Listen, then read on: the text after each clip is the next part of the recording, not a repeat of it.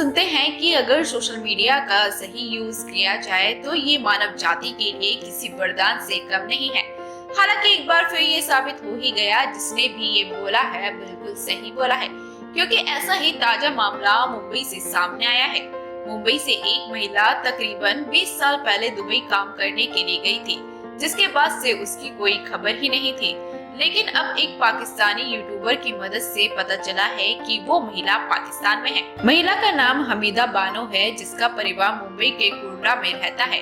पाक यूट्यूबर मारूफ ने हमीदा बानो के परिवार से वीडियो कॉल पर बात भी कराई। दरअसल हुआ कुछ ये था कि जब हमीदा बानो मुंबई में थी तो बहुत मुश्किल दौर से गुजर रही थी। हमीदा जब हिंदुस्तान में थी तो उनकी शादी मोहम्मद हनीफ शेख के साथ हुई थी। दोनों के 2 बेटे और 2 बेटियां भी थी। हनीफ परिवार का ख्याल नहीं रखता था और शराब पीकर पैसों की बर्बादी किया करता था। ऐसे में हमीदा बानो ने परिवार के गुजर बसर के लिए नौकरानी का काम शुरू कर दिया था। हमीदा की जिंदगी में बड़ा मोड़ उस वक्त आया जब उन्हें एक महिला दुबई में काम कराने का लालच दिया। परेशान हमीदा बानो उसकी बातों में आ गई और दुबई जाने को तैयार हो गई।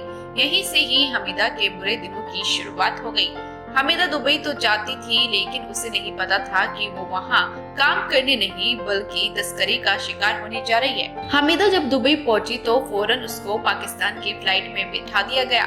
हमीदा का पासपोर्ट भी उसके पास नहीं था, क्योंकि पासपोर्ट महिला ने पहले ही ले लिया था। हमीदा बानो ने बताया कि उन्हें एक तमिल महिला के साथ पाकिस्तान लाया गया था, जिसके बाद दोनों वहां से भागने में कामयाब हो गई थी। जिसके बाद वो सड़कों के किनारे अपनी जिंदगी गुजारने को मजबूर हो गई थी।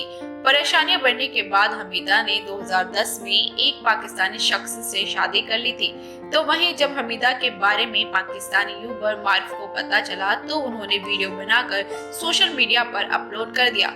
सोशल मीडिया पर मुहिम चलने के कुछ देर बाद ही हमीदा बानो की बेटी यास्मीन को इस बारे में पता लगा, तो उन्होंने इसके बारे में पता लगाकर वीडियो कॉल पर बात की। तो वहीं इस पूरे वाक्य पर मुंबई की रहने वाली यासीम शेख बताती है कि उनकी मां पाकिस्तान में देखी गई। उनकी मां एक एजेंट के द्वारा कुक के तौर पर काम करने दुबई गई थी, लेकिन वे कभी नहीं लौटी।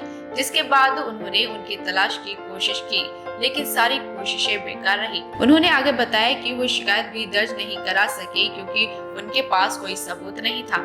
और जब वो अपनी मां के ठिकाने के बारे में जानने के लिए एजेंट से मिलते थे तो वो कहती थी कि उनकी मां उनसे मिलना या बात करना नहीं चाहती। एजेंट ने उन्हें आश्वासन दिया था कि वे ठीक है। जिसके बाद उन्होंने कहा, जब ये वीडियो आया और हम तक पहुंचा उसके बाद ही हमें उनके पाकिस्तान में होने का पता चला। जिसके बाद यासीम शेख ने सरकार से मदद की गुहार लगाते हुए उनकी मां को जल्द वापस लाने की बात कही है। फिलहाल इस रिपोर्ट में बस इतना ही। आप बने रहिए हमारे साथ और देखते रहिए राष्ट्रवन न्यूज।